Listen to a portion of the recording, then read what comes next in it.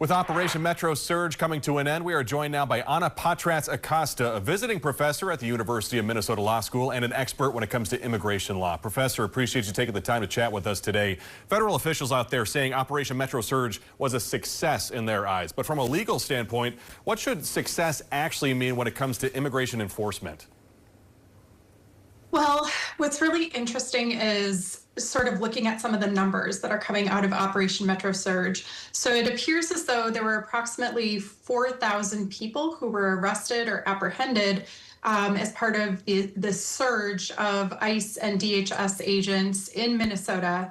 And if you take a closer look at these numbers, particularly the 4,000 people who were apprehended and then placed in detention over the course of the roughly 2.5 months that Operation Metro Surge was in effect before this announced drawdown, a majority of people who were taken into custody were not, don't have any sort of criminal record. I think it's roughly 75%.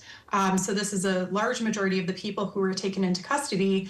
And of the 25% who do have some sort of a criminal record, most of it is fairly low-level offenses for like a traffic offense or a speeding ticket or that sort of thing. And only 6% of those apprehended have either a pending charge or a conviction for a serious offense.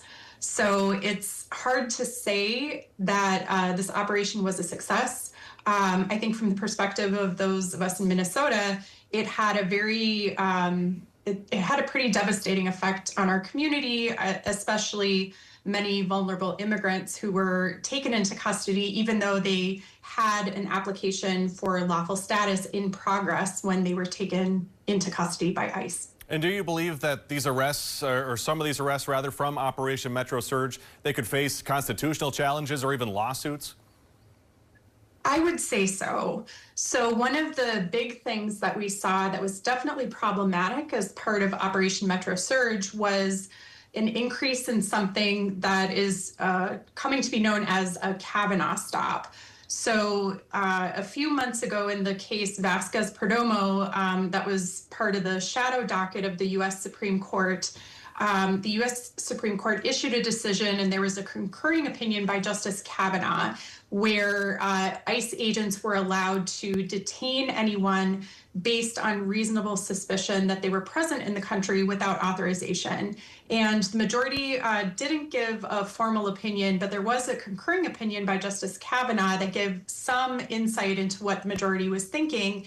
And in that concurring opinion, Justice Kavanaugh discussed how reasonable suspicion that a person was present without authorization could include things like their race and whether or not they were speaking a foreign language. So for example, if somebody was speaking Spanish, that could raise reasonable suspicion that you're present without authorization.